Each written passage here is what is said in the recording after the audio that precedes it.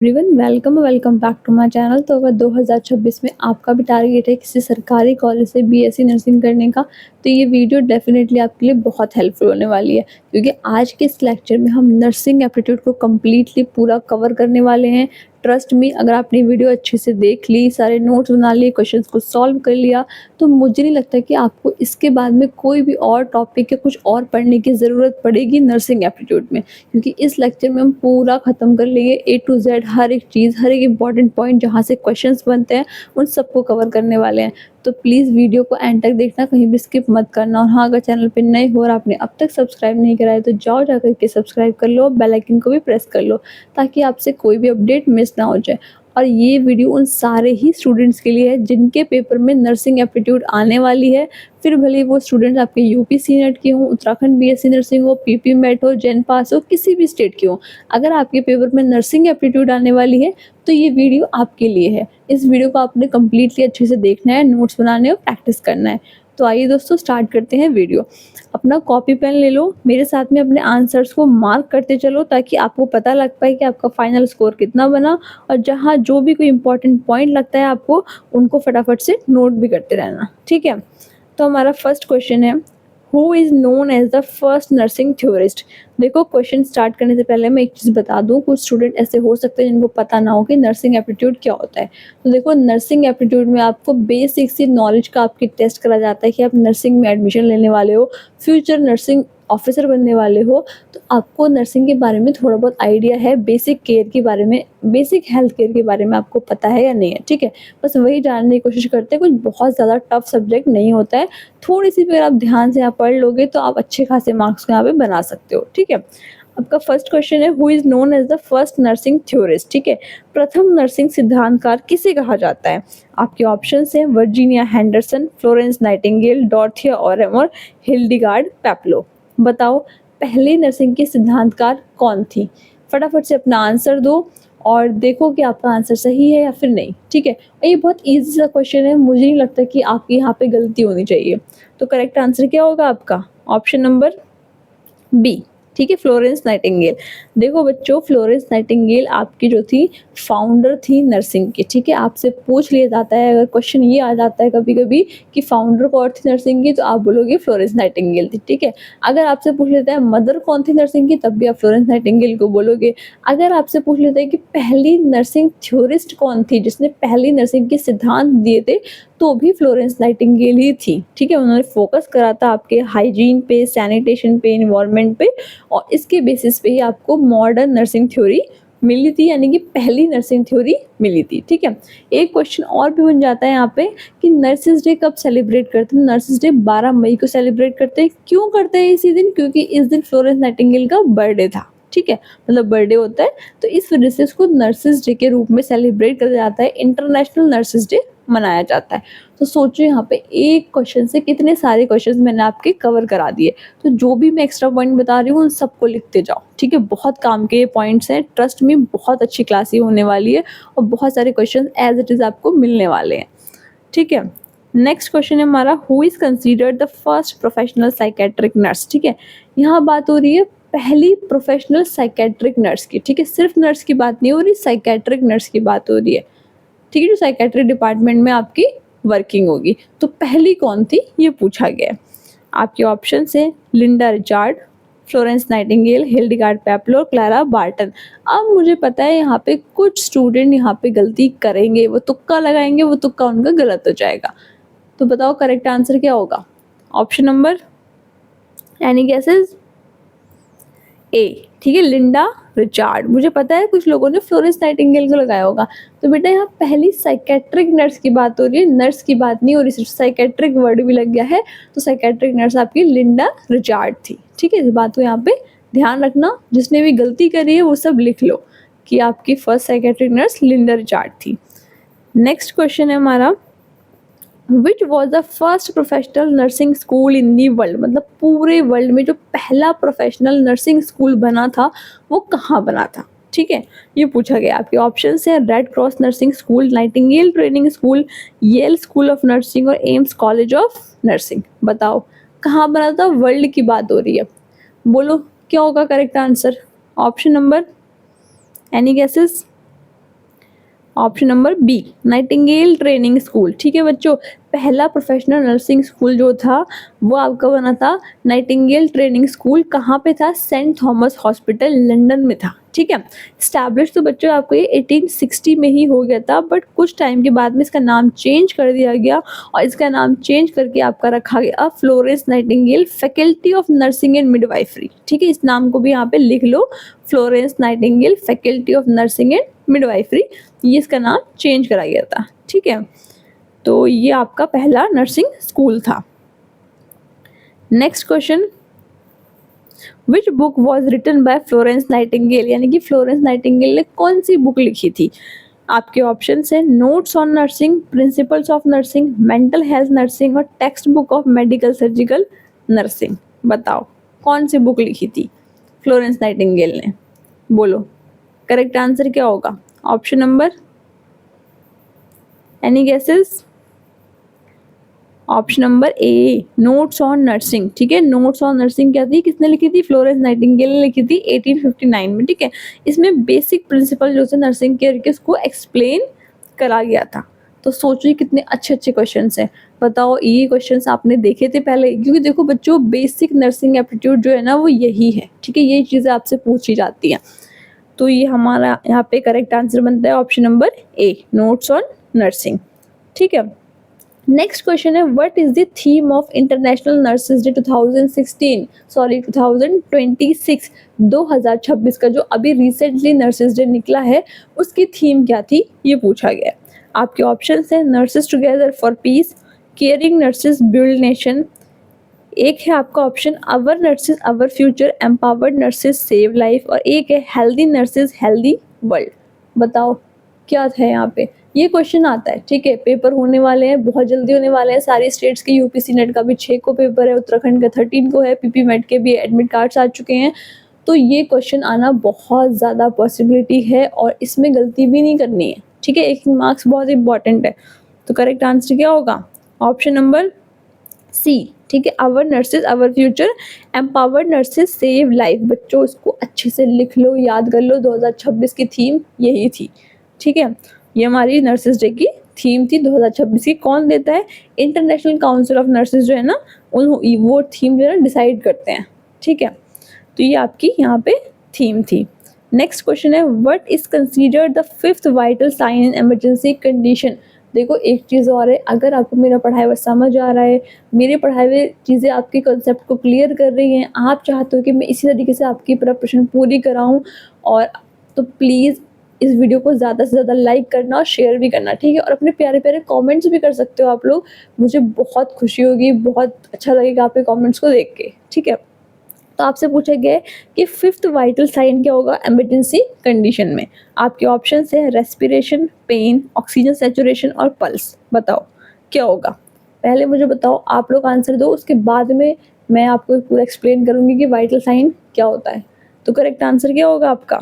Option number C, oxygen saturation. ठीक है, अब देखो मुझे पता है कुछ लोगों ने पेन को आंसर टिक करा होगा, तो वो गलत नहीं है, लेकिन इस क्वेश्चन में गलत है। ठीक है, वो कैसे हैं? देखो वाइटल साइन का मतलब क्या हो गया? आपकी जो बॉडी की जो वाइटल ऑर्गन्स है उनकी फंक्शनिंग को चेक करना। ठीक है, एक चीज़ और ध्यान रखना, वाइटल साइन का दूसरा नाम होता है कार्डिनल साइन। तो ये क्वेश्चन भी आ सकता है कि वाइटल साइन का दूसरा नाम बता दो, तो कार्डिनल साइन होता है। इस चीज़ को ध्यान रखना।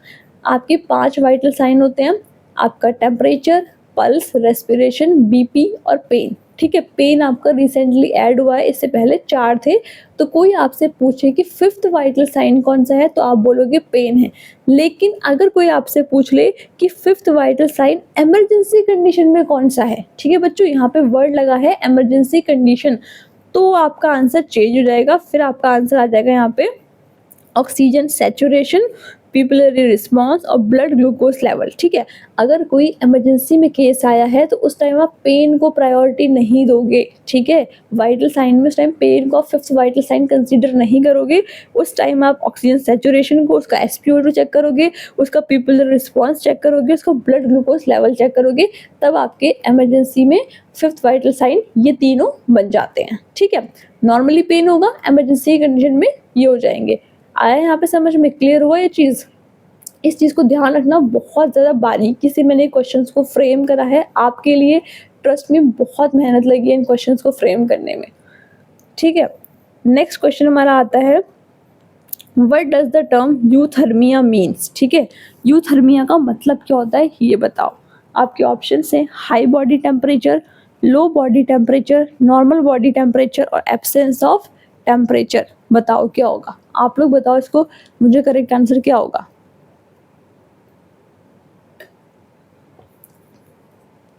क्या बनेगा यहाँ पे करेक्ट आंसर?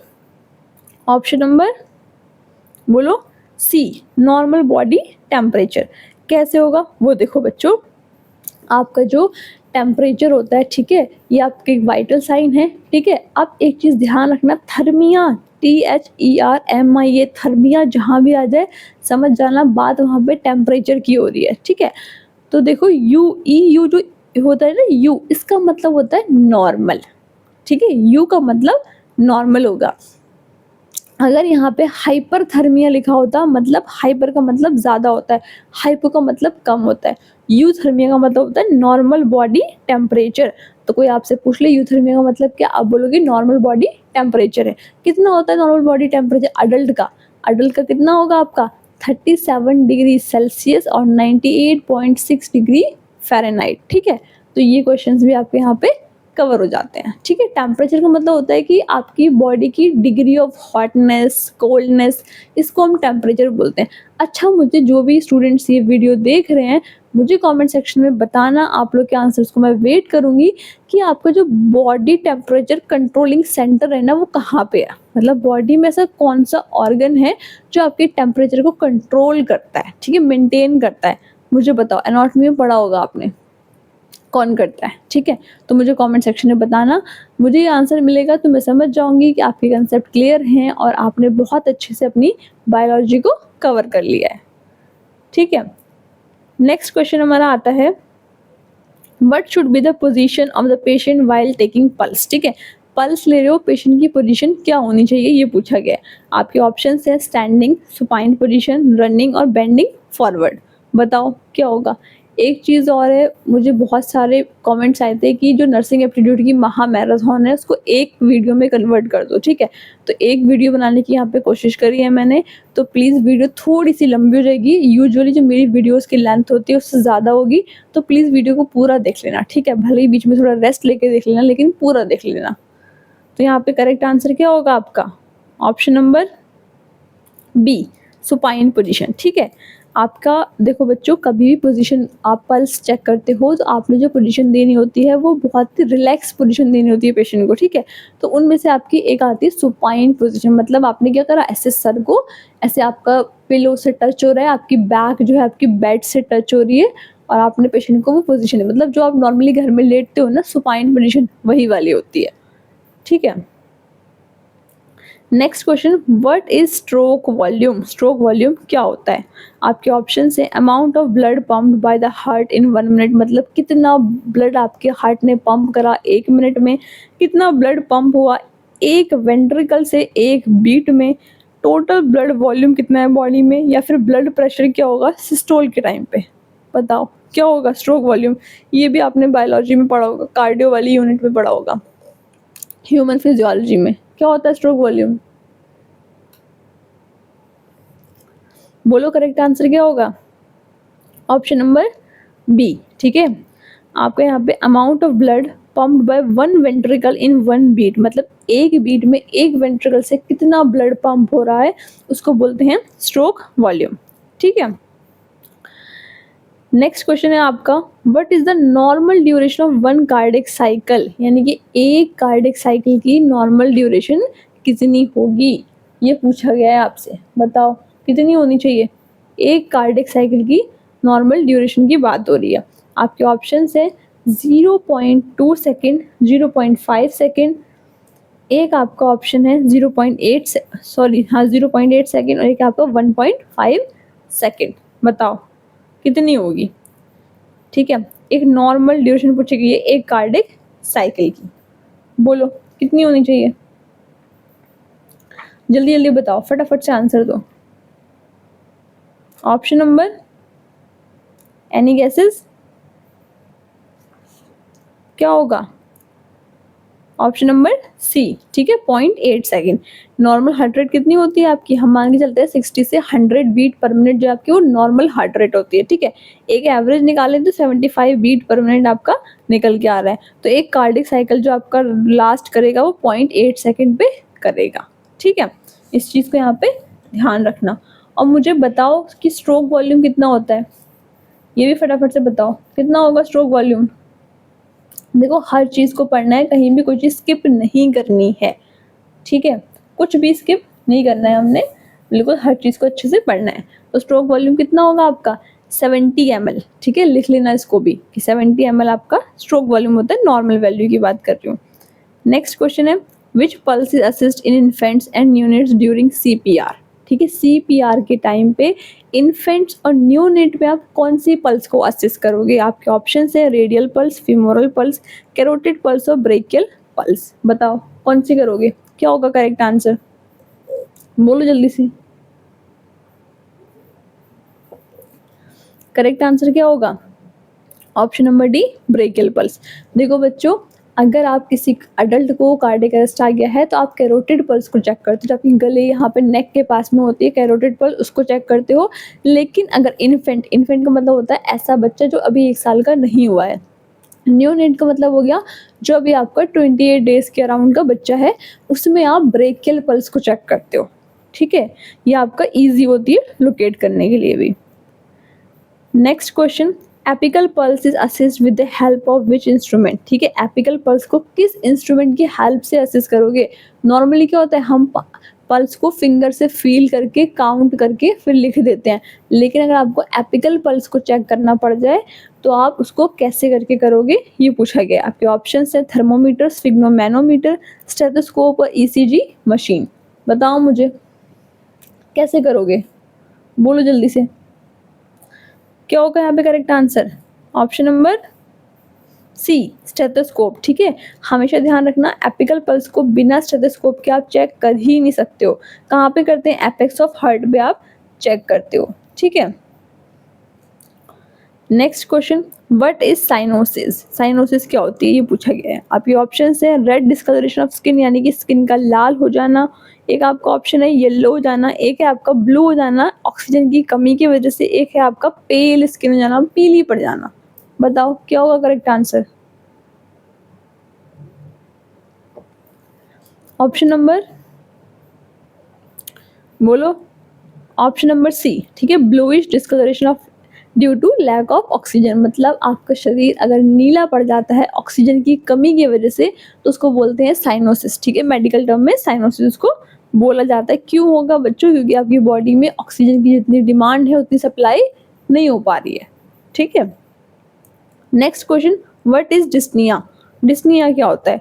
आपके ऑप्शन है normal breathing, slow breathing, difficulty in breathing और एब्सेंस ऑफ ब्रीदिंग। बताओ क्या होगा डिस्निया, बोलो। Option number C, difficulty in breathing. Dyspnea का मतलब होता है डिफिकल्टी इन ब्रीदिंग, सांस लेने में दिक्कत होना, ठीक है। आपका 3 वर्ड आपको देखने को मिलेंगे, एक डिस्निया मतलब दिक्कत हो रही है, डिफिकल्टी हो रही है सांस लेने में।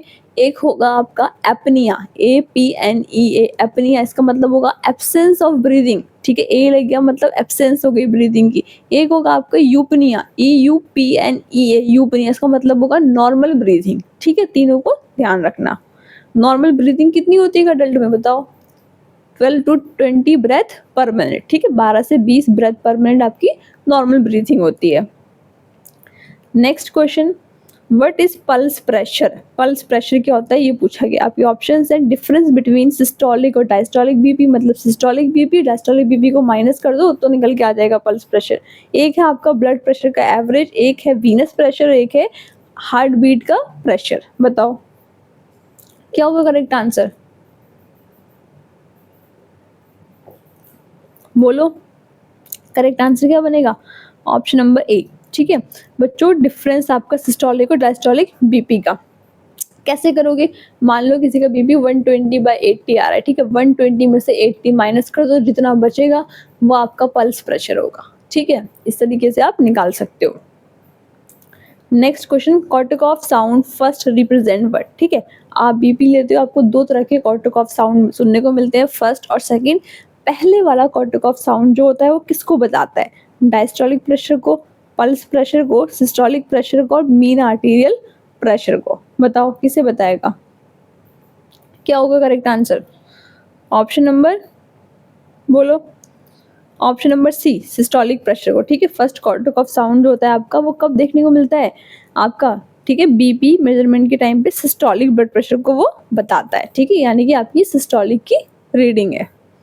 Next question, what happen if the BP cuff is too narrow. मतलब जो बीपी कफ पट्टी बांधते हैं हाथ पे बीपी नापने के लिए, वो पट्टी का बहुत छोटी पतली सी है, नैरो है, तो क्या होगा? ठीक है, आपके ऑप्शन है कि बीपी की रीडिंग बहुत लो हो जाएगी, एक है हाई हो जाएगी, एक है कोई इफेक्ट नहीं पड़ेगा, एक है कि पल्स नहीं आएगी, पल्स गायब हो जाएगी। बताओ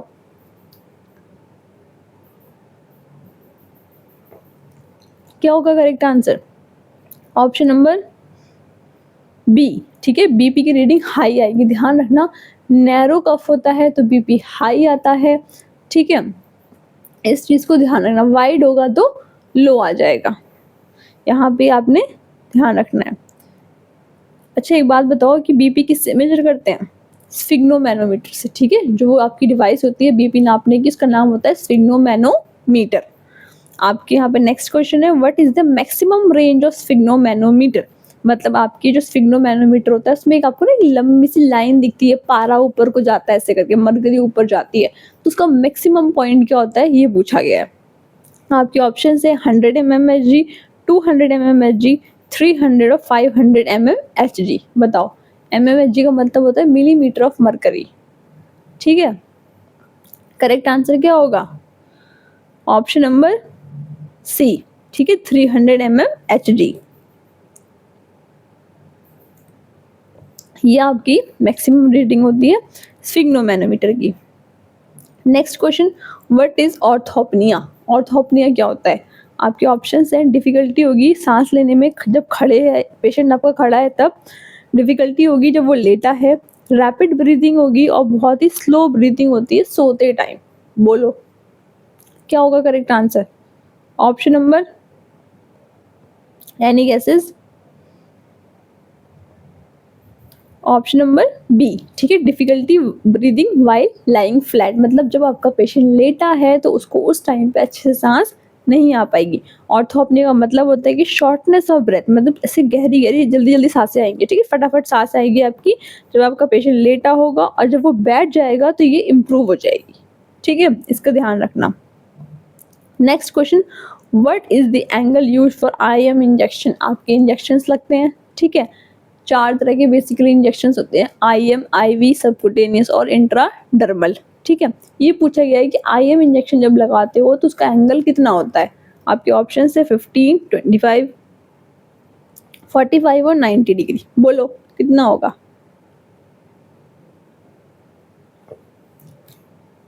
क्या बनेगा correct answer? Option number D. ठीक है, 90 डिग्री। ध्यान रखना बच्चों, IM हमेशा 90 डिग्री पे ही लगता है। ठीक है, ताकि आपका डीप मसल में जाके मसल टिश्यू में ये पहुंच जाए। आपका जो सबकुटेनियस होता है वो आपका 45 डिग्री पे लगता है। ऐसे करके आपका जो IV है वो अराउंड 25 to 30 डिग्री पे लगता है। ठीक है, इंट्राडर्मल जो होता है आपको 10 to 15 डिग्री पे लगता है। ठीक है, आपको अगर बहुत इमरजेंसी कंडीशन है, फास्ट मेडिसिन देनी है, तो आप IV दोगे। ठीक है, स्किन टेस्ट करना है, एलर्जी टेस्ट करना है, तो आप इंट्राडर्मल दोगे। ठीक है, इंट्राडर्मल लगाते हैं। अगर आपको इंसुलिन का इंजेक्शन देना है तो सबकुटेनियस दे देते हैं। ठीक है, इस तरीके से आपके 4 रूट होते हैं इंजेक्शंस लगाने के, सबको लिख लेना। नेक्स्ट क्वेश्चन है, which injection route is commonly used in emergency condition. देखो क्वेश्चन किया कि इमरजेंसी कंडीशन में कौन से रूट को आप यूज करते हो। आपके ऑप्शंस है इंट्राडर्मल, सबकुटेनियस, इंट्रावीनस और इंट्रामस्कुलर। बोलो, अभी बताया मैंने, करेक्ट आंसर क्या होगा? Option number C, intravenous. मतलब कभी इमरजेंसी की कंडीशन है तो सीधे वेन्स में लगाया जाता है, नसों में इंजेक्शन लगाया जाता है। ठीक है, इससे फास्टेस्ट एब्जॉर्प्शन होता है और आपको तुरंत ही एक्शन देखने को मिल जाएगा। ठीक है, next question, what does the abbreviation यानी कि शॉर्ट फॉर्म है ये BD। इसका मतलब क्या होता है, मेडिसिन एडमिनिस्ट्रेशन। मतलब जब पेशेंट को दवा देते हैं तो BD लिखा होता है, आपका TDS लिखा होता है, ठीक है। इस तरीके से डॉक्टर पर्चे पे लिख के देता है कितनी बार खानी है दवा। तो BD का मतलब क्या होता है? आपके ऑप्शन है once daily, before dinner, twice a day और एट बेड टाइम। बोलो क्या होगा correct answer? Option number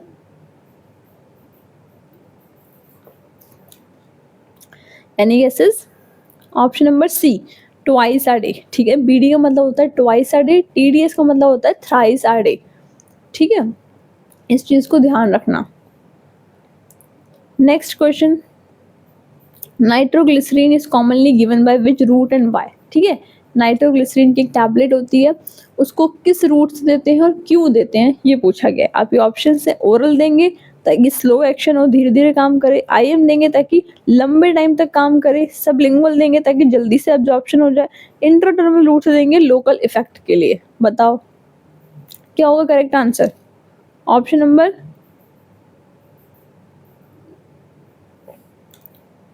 correct answer क्या होगा? Option number C, sublingual route से देते हैं, ठीक है। कभी देखा होगा किसी को हार्ट अटैक आता है, कार्डियक अरेस्ट आता है, ऐसे दर्द हो रहा होता है, उसके सीने में बहुत ज़्यादा चेस्ट पेन होता है, तो एक डॉक्टर एक छोटी सी टैबलेट देते हैं, बोलते उसको जुबान के नीचे रख लो, ठीक है, टंग के नीचे रख लो, सबलिंगुअल रख लो, उससे थोड़ा रिलीफ मिल जाता है, ठीक है। तो रैपिड एब्जॉर्प्शन के लिए देते हैं नाइट्रोग्लिसरीन, उसका नाम होता है टैबलेट का। नाइट्रोग्लिसरीन को सबलिंगुअली दिया जाता है म्यूकोसा के पास, ठीक है, ताकि एंजाइना का जो पेन है, जो चेस्ट पेन है, वो थोड़ा सा रिलीफ हो सके। Next question, what is the another name of PCM? PCM का दूसरा नाम क्या है? आपके ऑप्शन है आइबुप्रोफेन, एस्पिरिन, पैरासीटामोल और डाइक्लोफिनेक। बताओ क्या होगा करेक्ट आंसर?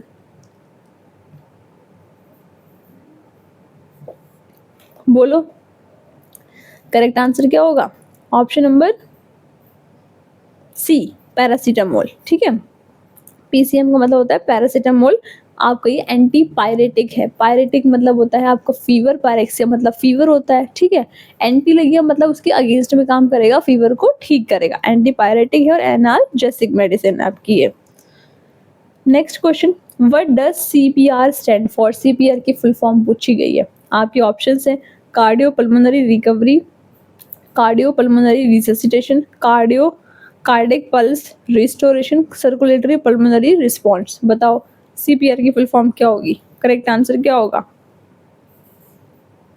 बोलो करेक्ट आंसर होगा आपका option number B, cardio pulmonary resuscitation. बच्चों ये इमरजेंसी में लाइफ सेविंग प्रोसीजर है। CPR दिया जाता है, चेस्ट कंप्रेशन देते हैं ताकि सर्कुलेशन मेंटेन रहे और आपके जो पेशेंट है उसको सांस आती रहे, ठीक है, ब्रीदिंग वो करता रहे कार्डिक अरेस्ट के टाइम पे।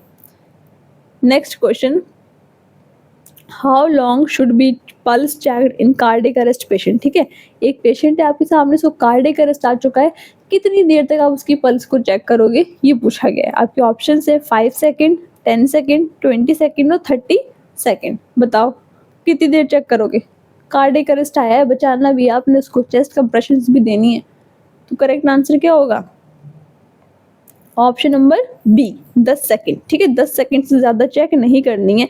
पल्स का जो असेसमेंट होगा वो सिर्फ 10 सेकेंड का होगा। उसके बाद में आप अगर और टाइम लगाते हो तो आप डिले कर रहे हो, मतलब पेशेंट के जो सर्वाइवल के चांसेस हैं, जो बचने के चांसेस, वो खुद कम कर दे रहे हो। ठीक है,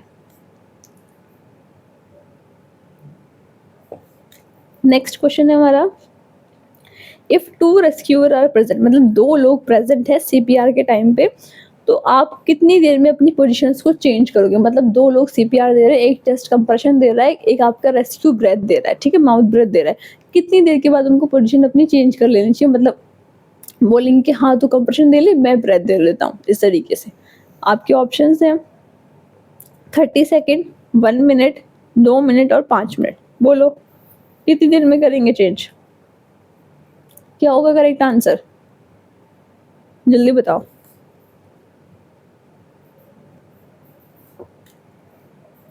करेक्ट आंसर होगा आपका ऑप्शन नंबर सी। ठीक है, हर 2 मिनट में, हर 2 मिनट के बाद में चेंज कर सकते हो पोजीशंस को। रेस्क्यूअर की बात हो रही है, ठीक है, ताकि उनको थकान ना हो और जो चेस्ट कंप्रेशन दे रहे हैं वो अच्छे से दे पाए।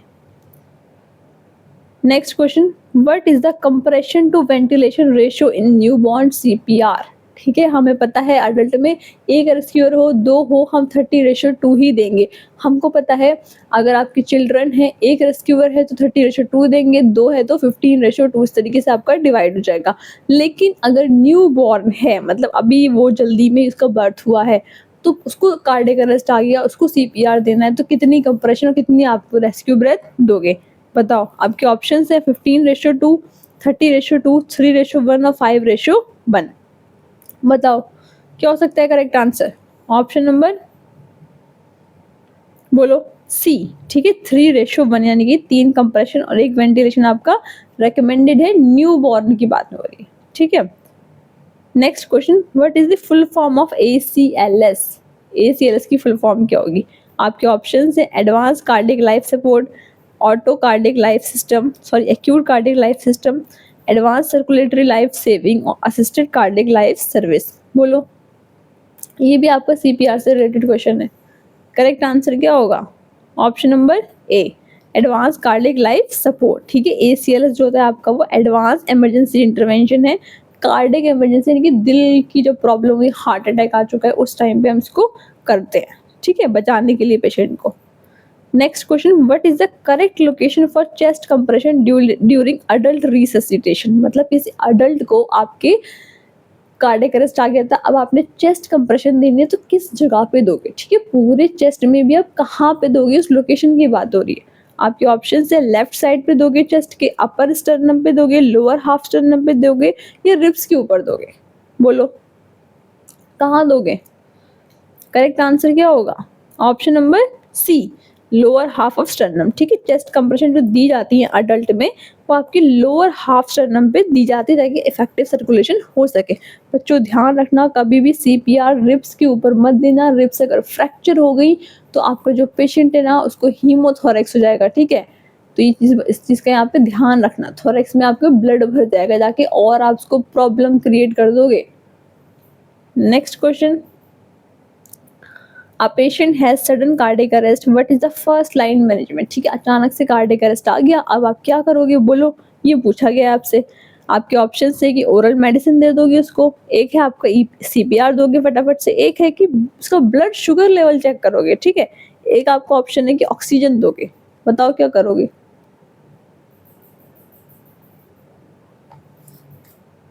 करेक्ट आंसर क्या होगा? ऑप्शन नंबर बी, CPR दोगे। देखो बच्चों, आपने ओरल मेडिसिन से कोई काम नहीं होगा। कार्डियक अरेस्ट आ गया, पेन नहीं हो रहा है, आ गया कार्डियक अरेस्ट। ठीक है, ऑक्सीजन क्यों नहीं दोगे? क्योंकि ऑक्सीजन सैचुरेशन थोड़ी कम हुआ है यहाँ पे। तो आप क्या दोगे? सीधे CPR दोगे, तो फटाफट से उसको चेस्ट कंप्रेशन देना स्टार्ट करोगे। ठीक है, फिर साथ में ऑक्सीजन सप्लाई दे सकते हो, लेकिन पहले कंप्रेशन दोगे। नेक्स्ट क्वेश्चन है, what is the meaning of haemorrhage? Haemorrhage का मतलब क्या होता है? आपके ऑप्शंस है इन्फेक्शन हो गया ब्लड में, एक्सेसिव ब्लीडिंग हो चुकी है, लैक ऑफ ऑक्सीजन, कम है ऑक्सीजन कम हो चुकी है आपकी ब्लड में। ठीक है, और एक है आपका कि ब्लड प्रेशर लो हो चुका है, BP कम हो गया है। बताओ क्या होगा हैमरेज का मतलब?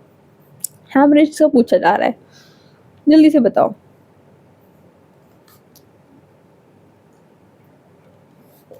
करेक्ट आंसर क्या होगा? Option number B, excessive bleeding. ठीक है, जब आपको बहुत ज़्यादा चोट लग जाती है, खून बह जाता है आपका, उसको हम ये बोलते हैं, इंग्लिश में ब्लीडिंग बोलते हैं, मेडिकल टर्म में क्या बोलते हैं? हैमरेज बोलते हैं। ठीक है, हैमरेज का मतलब होता है कि बहुत ज़्यादा आपका ब्लड वेसल्स में से ब्लड का लॉस हो गया, खून बहुत ज़्यादा बह चुका है आपका। Next question, what is hypoxaemia? Hypoxaemia का मतलब क्या होता है? आपके ऑप्शन है आपकी ब्लड में ऑक्सीजन कम हो चुकी है, आपकी ब्लड वॉल्यूम कम हो चुका है, ऑक्सीजन जो है आपकी बहुत ज़्यादा हो गई है टिश्यूज़ में, आपकी कार्बन डाइऑक्साइड जो है ब्लड में वो बहुत ज़्यादा हो चुका है। बताओ क्या होगा करेक्ट आंसर? ऑप्शन नंबर बोलो जल्दी से, हाइपोऑक्सीमिया क्या होगा? ए। ठीक है, आपका ब्लड में ऑक्सीजन कम हो गया। देखो बच्चों, 2 टर्म होते हैं, एक होता है आपका हाइपोऑक्सिया, हाइपोऑक्सिया OXIA।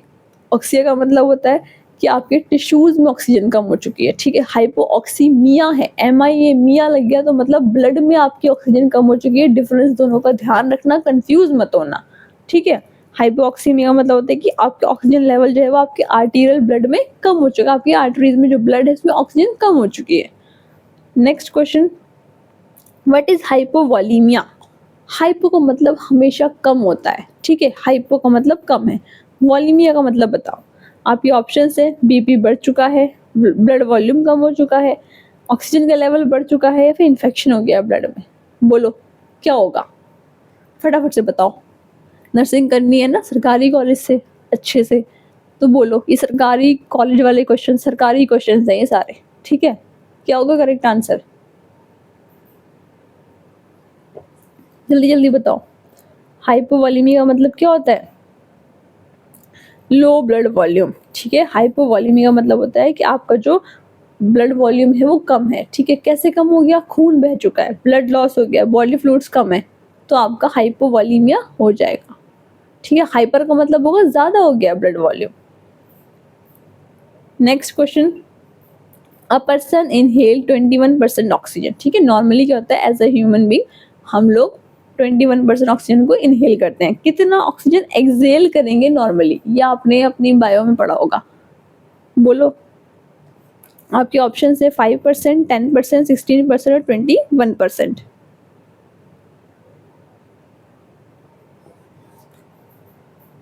क्या होगा correct answer, option number C 16%, ठीक है। इनहेल करते हैं 21, एक्सहेल करते हैं 16% ऑक्सीजन को। Next question, free from sepsis, sepsis मतलब होता है इन्फेक्शन, इन्फेक्शन से फ्री होना।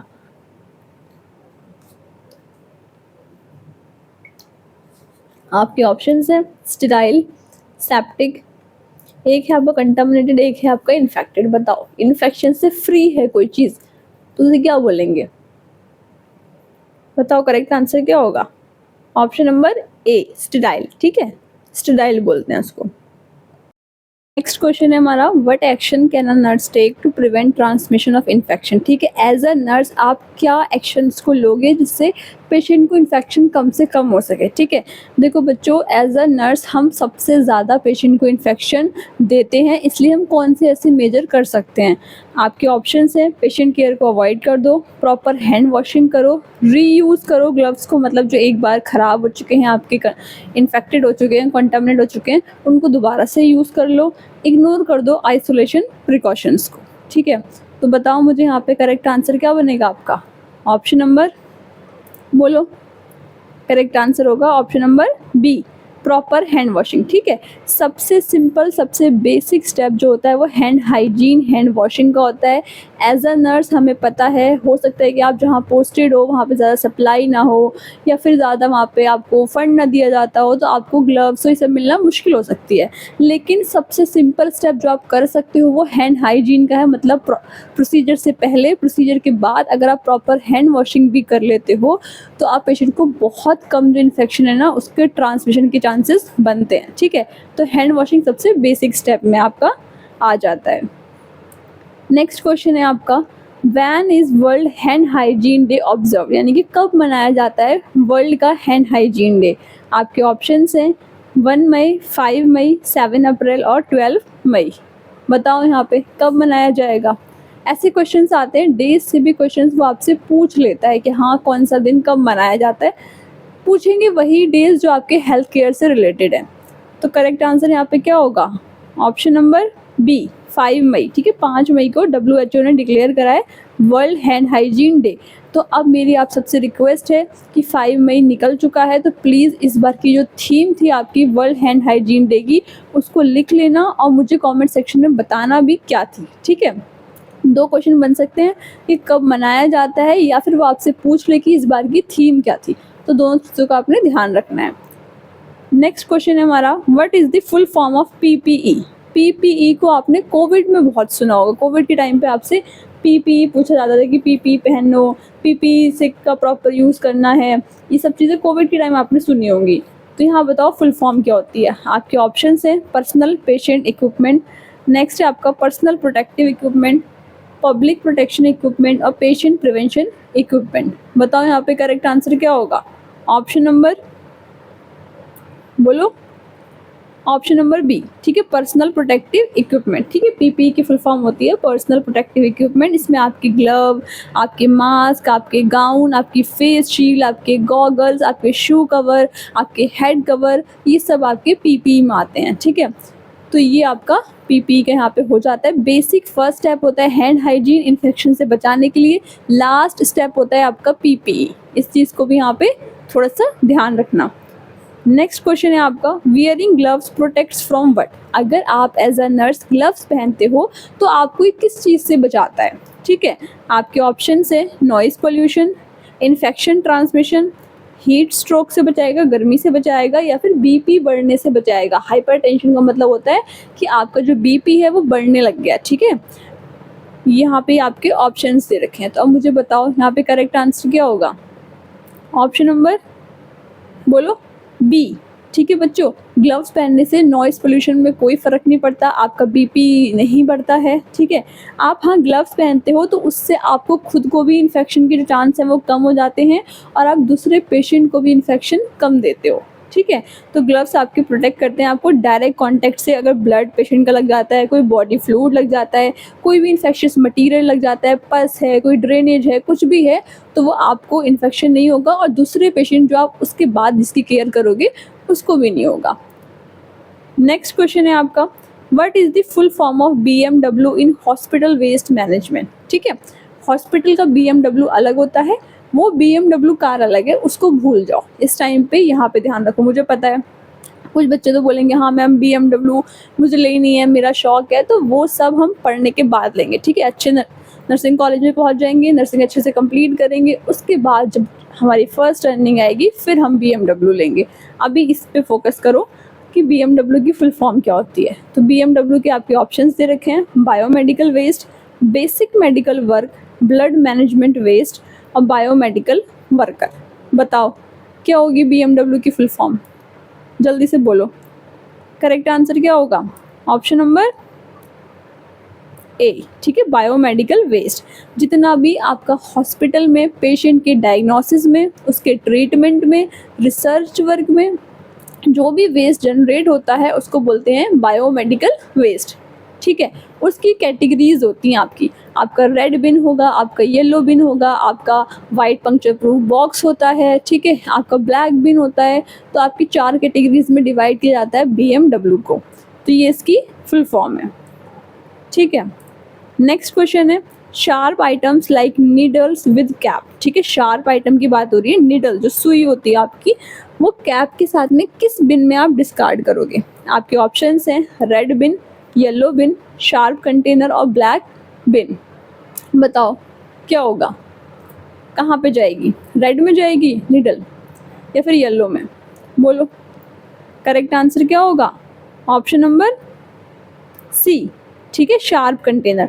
देखो बच्चों, येलो बिन में आपका हमेशा ह्यूमन एनाटॉमिकल वेस्ट जाता है। ठीक है, जितना भी आपका ह्यूमन एनाटॉमिकल वेस्ट है वो सब आपका येलो बिन में जाएगा। आपके बॉडी फ्लूइड लगा है, किसी पे ब्लड लगा है, वो सब कुछ आपका येलो में चला गया। ठीक है, रेड में जाती हैं आपकी जितनी भी लाइन्स एंड ट्यूब्स हैं। ठीक है, IV सेट की लाइन हो गई, आपकी IV फ्लूइड की बॉटल हो गई, ये सब आपकी कहाँ जाएंगी? रेड बिन में जाती है। सारा प्लास्टिक आपका रेड बिन के अंदर जाता है। ठीक है, आपका आता है ब्लू बिन जो होता है उसमें सारे ब्रोकन ग्लासेस, जो आप इंजेक्शन लोड करते हो ना, जो एम्प्यूल आता है कांच का, वो जो ब्रोकन ग्लास है आपका वो ब्लू में जाता है। वहीं वाइट पंक्चर प्रूफ बॉक्स होता है, उसमें आपके सारा नीडल्स जितने भी आपके स्टिलेट्स हैं ये सब जाते हैं। ब्लैक में आपका जितना भी ऑफिस का वेस्ट है, यानी कि आपके पेपर्स हो गए, आपके जो आपकी कैंटीन होगी वहाँ से वेस्ट जनरेट होगा, वो सब आपका ब्लैक में जाएगा। ठीक है, ये आपका पूरा बायोमेडिकल वेस्ट है। ठीक है, शार्प कंटेनर में आपका जाएगा नीडल्स एंड कोई भी शार्प ऑब्जेक्ट जो है आपका वो डिस्कार्ड होता है पंक्चर प्रूफ बॉक्स में। ठीक है, इस चीज़ को ध्यान रखना, नीडल्स आपकी हमेशा वाइट पंक्चर प्रूफ बॉक्स में जाती हैं, ब्लू वाले में भी नहीं जाएंगी नीडल्स। ठीक है, ब्लू में सारे ग्लास मटेरियल जाता है। नेक्स्ट क्वेश्चन है, residual blood bag are discarded in which bin? ठीक है, आप किसी पेशेंट को ब्लड ट्रांसफ्यूज़ कर रहे थे, अचानक से कुछ रिएक्शंस हो गई और आपको वो ब्लड स्टॉप करना पड़ गया। अब जो वो ब्लड बच गया है, आप ऐसा नहीं करोगे चलो बचा के रख लेती हूँ फ्रिज में, अगला पेशेंट आएगा उसको लगा दूंगी। नहीं, ऐसा नहीं करना है। ठीक है, आपने इसको डिस्कार्ड करना है। अब आपके काम का नहीं है तो कहाँ डिस्कार्ड कर दोगे? जाके ऐसे बेसिन में जाके उसको धो दोगे? ऐसा भी नहीं करोगे ना, उसको प्रॉपरली डिस्कार्ड करोगे। तो किस बिन में जाएगा ये पूछा है, ब्लैक में जाएगा, ब्लू में जाएगा, रेड या फिर येलो? बोलो कहाँ पे जाएगा आपका? करेक्ट आंसर क्या होगा? ऑप्शन नंबर डी, ठीक है, येलो बिन में। बच्चों आपका जो ब्लड बैग्स होते हैं, रेजिडुअल ब्लड बैग्स हैं, वो डिस्पोज होते हैं आपके येलो बायोमेडिकल वेस्ट बिन में, ठीक है। अलग से आपका वो एक येलो कलर की आपकी पॉली होगी, उसमें आप पूरा लेबलिंग करके पूरा आप ब्लड बैंक को वापस भेज दोगे, ठीक है। फिर वो ब्लड बैंक जो है उसको डिस्कार्ड करेगी। आप हॉस्पिटल में ऐसे बेसिन के अंदर कहीं भी उसको पूरा फ्लश आउट नहीं करोगे, ठीक है। नेक्स्ट क्वेश्चन है आपका, why is mercury used in clinical thermometer, ठीक है। मरकरी ही क्यों यूज़ करी जाती है? जो क्लिनिकल थर्मोमीटर देखा है कांच का होता है, उसमें मरकरी क्यों होती है और कोई मेटल क्यों नहीं होता? सोचने वाली बात है ना। आपके ऑप्शंस हैं, क्योंकि वो कलर चेंज करती है बहुत जल्दी, वो एक्सपेंड कर जाती है टेम्परेचर के साथ में, वो एब्जॉर्ब करती है ऑक्सीजन को, और वो इन्फेक्शन से बचाती है। बोलो क्या होना चाहिए correct answer? Option number B, ठीक है। मरकरी की आपकी हीट सेंसिटिव है, ठीक है बच्चों। जैसे टेम्परेचर बढ़ेगा वो एक्सपेंड कर जाएगी यूनिफॉर्मली, ठीक है। मरकरी एक्सपेंड करती है, टेम्परेचर चेंज होता है, और टेम्परेचर मेजरमेंट में बहुत ज़्यादा आपकी हेल्प करती है, एक्यूरेट रीडिंग्स देती है आपको, ठीक है। एक क्वेश्चन और कभी कभी बन जाता है कि आपका स्फिग्नोमैनोमीटर या फिर आपका जो ये क्लिनिकल थर्मोमीटर है आपके हाथ से गिर गया, मरकरी पूरी स्पिल हो गई, ठीक है, मरकरी फैल गई फर्श पे, आपके फ्लोर पे, तो आप उसको ऐसे बेयर हैंड से खाली हाथों से इकट्ठा नहीं करोगे, वो बहुत डेंजरस है, ठीक है। एक्सरे फिल्म्स होती हैं या फिर कोई कार्डबोर्ड है कुछ है, उससे आप 2 साइड से इकट्ठा करोगे, ठीक है। याद रखना, मरकरी को कभी ऐसे खुले हाथों से मत टच कर लेना। Next question, what is the priority nursing action during a fire in the ward? आप जिस वार्ड में काम कर रहे थे एज अ नर्सिंग ऑफिसर या एज अ नर्सिंग स्टूडेंट, उस वार्ड में आग लग गई, ठीक है। अब आपका प्रायोरिटी एक्शन क्या होगा? सबसे पहले आप कौन सा काम करोगे? डॉक्यूमेंटेशन कंप्लीट करोगे, मतलब कागजों में फटाफट से लिख दोगे, ठीक है। जो सामान है उसको बचाओगे, पहले रेस्क्यू करोगे पेशेंट्स को और उनकी सेफ्टी को, या फिर सारे विंडो को क्लोज कर दोगे, एलिमिनेट करो? बताओ यहाँ पे करेक्ट आंसर क्या होगा? ऑप्शन नंबर बोलो। करेक्ट आंसर बनेगा आपका ऑप्शन नंबर सी, ठीक है बच्चों। डॉक्यूमेंटेशन इंपॉर्टेंट नहीं है अभी, इक्विपमेंट्स को बचाना इंपॉर्टेंट है, बट लेकिन पेशेंट से ज़्यादा नहीं है, ठीक है। तो पहले आप पेशेंट सेफ्टी देखोगे, पेशेंट सिक्योरिटी देखोगे। तो जितने भी पेशेंट्स हैं आपके वार्ड में, सबसे हाईएस्ट प्रायोरिटी यही होगी आपकी उस टाइम पे कि उनको बचाओ, उनको सेफ प्लेस पे लेके जाओ। Next question, bleeding from the nose is called? अगर आपके नाक में चोट लग जाती है, देखो बचपन में चोट लग जाती थी नाक में, नाक से खून निकलता था, तो हम क्या बोलते हैं? नाक से खून निकल रहा है, इंग्लिश में बोल देते हैं कि ब्लीडिंग हो रही है, लेकिन मेडिकल टर्म में उसको क्या बोलेंगे? आपके ऑप्शंस हैं हेमाटयूरिया, हेमेप्टाइसिस, एपिस्टेक्सिस और हेमाटएमेसिस। बोलो क्या होगा करेक्ट आंसर? देखो, हिमैटयूरिया का मतलब होता है कि आपकी यूरिन में अगर ब्लड आ जा रहा है ना, किसी के यूरिन में ब्लड आ रहा है तो हिमैटयूरिया बोलेंगे, ठीक है।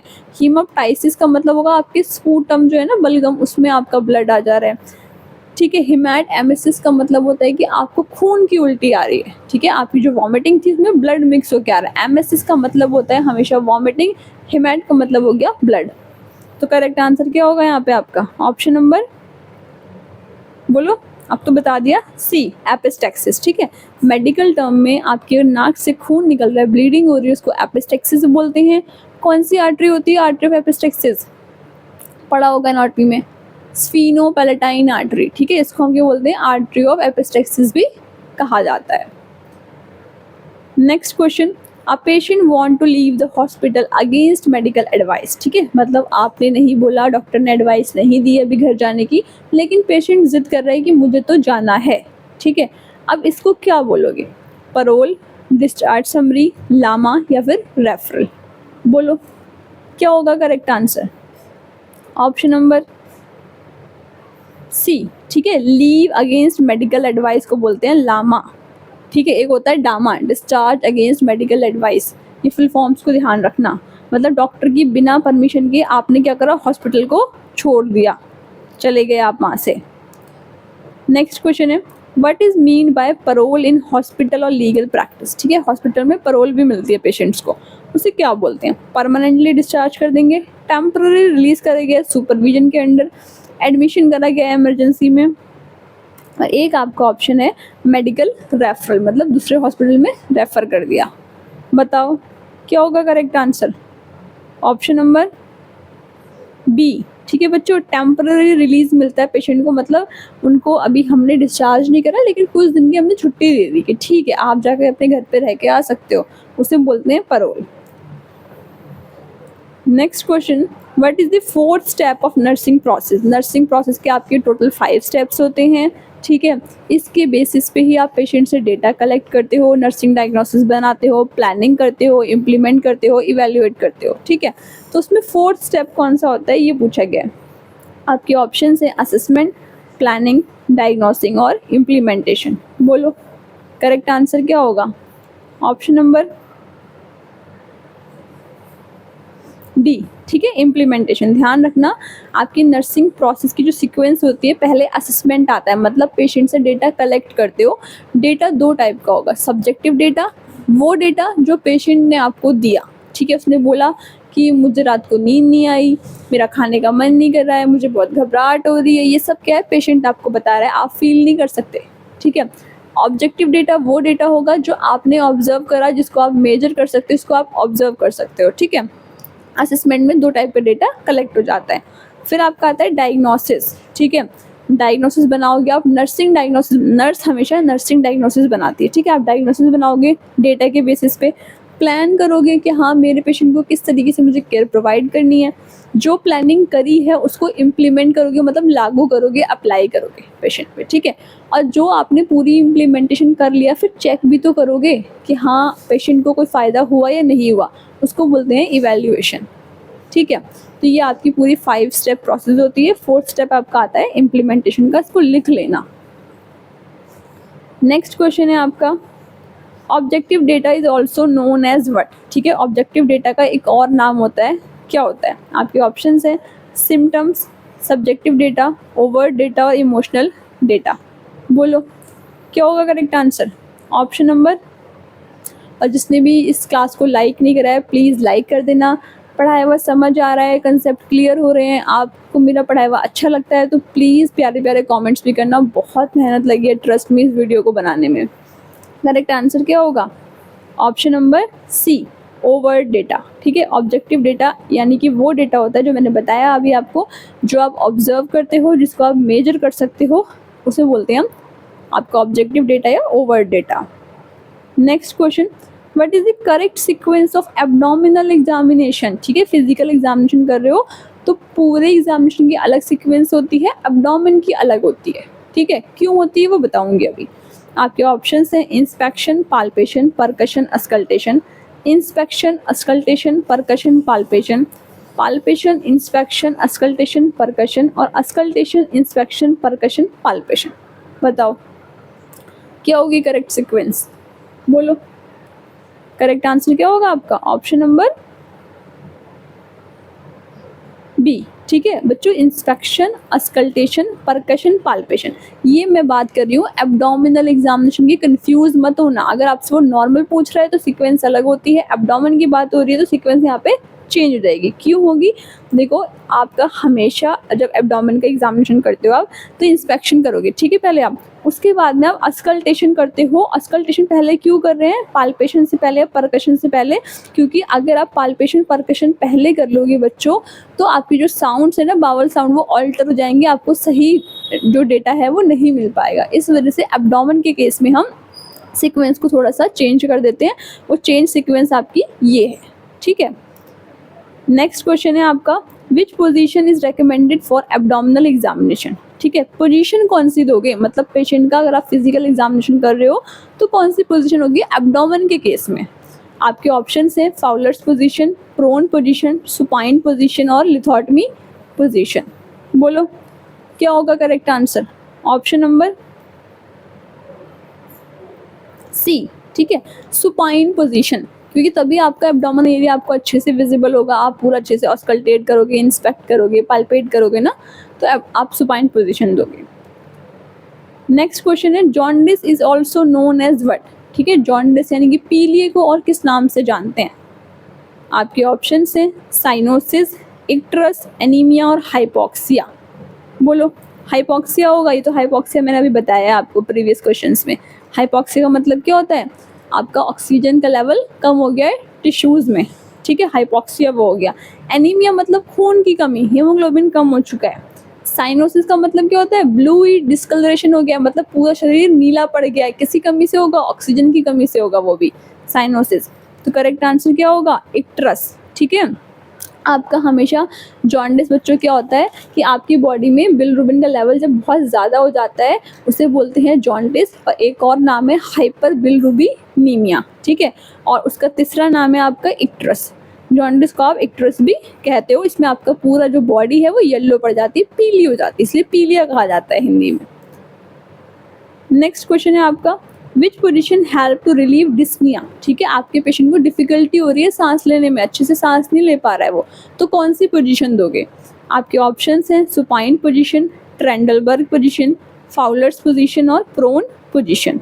बोलो कौन सी पोजीशन दोगे। करेक्ट आंसर क्या होगा, ऑप्शन नंबर सी। ठीक है, कभी भी अगर आपका आता है ना कि पेशेंट को सांस लेने में दिक्कत हो रही है तो आप हमेशा फाउलर, सेमी फाउलर ये वाली पोजीशंस देते हो। ठीक है, तो फाउलर पोजीशन आपकी हेल्प करती है लंग को एक्सपैंड करने में और ब्रीथ को अच्छे से करने में। नेक्स्ट क्वेश्चन है आपका, a patient is unconscious and at risk of aspiration. ठीक है, आपका पेशेंट अनकॉन्शियस है और रिस्क है कि वो एस्पिरेट कर जाएगा, मतलब जो भी इसका बावल का कंटेंट है ना वो बाहर आ सकता है, गले में आके चोक कर सकता है। ठीक है, तो आप एज अ नर्स उसको कौन सी पोजीशन दोगे, ये पूछा गया है। आपके ऑप्शंस है supine position, lithotomy position, lateral position और ट्रेंडलबर्ग पोजीशन। बोलो चोकिंग से बचाने के लिए क्या करोगे आप, कौन सी पोजीशन दोगे। Option number C. ठीक है, लेफ्ट लेटरल पोजीशन जो होती है, साइड से करवट जिससे कहते हैं, करवट लेके लेटते हैं, तो वो वाली पोजीशन दोगे। इससे आपकी जो चोकिंग है ना, जो एस्पिरेशन का रिस्क है वो कम हो जाएगा। ठीक है, नेक्स्ट क्वेश्चन है आपका, if body temperature increases by 1 degree Fahrenheit. ठीक है, आपका पहले आपने चेक करा आपका बॉडी टेम्परेचर 98.6 डिग्री फ़ारेनहाइट था, आपने फिर चेक करा 3 से 4 घंटे के बाद, आपने कुछ ड्यूरेशन के बाद चेक करा आपका टेम्परेचर 99.6 डिग्री फ़ारेनहाइट हो गया है। ठीक है, तो इससे आपकी पल्स रेट पे क्या इफेक्ट पड़ेगा। आपके ऑप्शंस हैं कि 5 बीट पर मिनट कम हो जाएगी, कोई चेंज नहीं होगा, 10 बीट्स पर मिनट बढ़ जाएगी, या फिर पूरी रुक जाएगी, मतलब टेम्परेचर बढ़ेगा तो पल्स रुक गई। बोलो करेक्ट आंसर क्या होगा, ऑप्शन नंबर सी। ठीक है बच्चों, अगर पल्स रुक गई मतलब वहाँ तो फिर लाइफ ही ख़त्म है। ठीक है, वो केस नहीं होगा।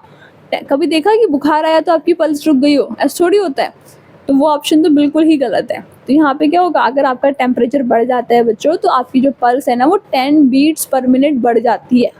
ठीक है, इस चीज़ को यहाँ पे लिख लेना, कहीं पे नोट कर लेना। आपके रेस्पिरेशन पे फ़र्क पड़ता है, 7 बीट पर मिनट आपकी कुछ रेस्पिरेशन भी बढ़ जाती है। ठीक है, तो इस तरीके से आपका टेम्परेचर बहुत सारी चीज़ों पे चेंज ले आता है। नेक्स्ट क्वेश्चन है, what does Asha stand for. ठीक है, आशा की फुल फॉर्म पूछी गई है। आपके ऑप्शंस है accredit social health activist, accredit society health assistant, active social health adviser, accredit service health agency. बोलो आशा की फुल फॉर्म क्या होगी, करेक्ट आंसर क्या बनेगा, ऑप्शन नंबर ए। ठीक है, एक्रेडिट सोशलिस्ट हेल्थ एक्टिविस्ट जो होती है ये आपकी आशा की फुल फॉर्म है। ये आपकी कम्युनिटी एरिया में वर्क करती है, कहाँ किसके अंडर करती है, नेशनल हेल्थ मिशन के अंडर करती है, NHM के अंडर करती है। नेक्स्ट क्वेश्चन है आपका, when is world population day. ठीक है, वर्ल्ड पॉपुलेशन डे कब मनाया जाता है। आपके ऑप्शंस हैं 5 जून, 11 जुलाई, 1 दिसंबर और एक आपका ऑप्शन है 7 अप्रैल। बताओ मुझे पॉपुलेशन डे कब मनाते हैं, क्या होगा करेक्ट आंसर, बोलो ऑप्शन नंबर बी। ठीक है, 11 जुलाई को आपका क्या मनाया जाता है, वर्ल्ड पॉपुलेशन डे सेलिब्रेट करा जाता है।